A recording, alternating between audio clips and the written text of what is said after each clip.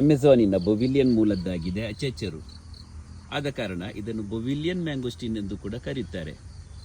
Mangosteen, ಅಚೆಚರು, ಪುನರ್ಪುಲಿ ಅಂದರೆ ಮುರುಗುಲ ಇದೆಲ್ಲವೂ garcinia ಫ್ಯಾಮಿಲಿಗೆ ಒಳಪಟ್ಟದ್ದಾಗಿದೆ.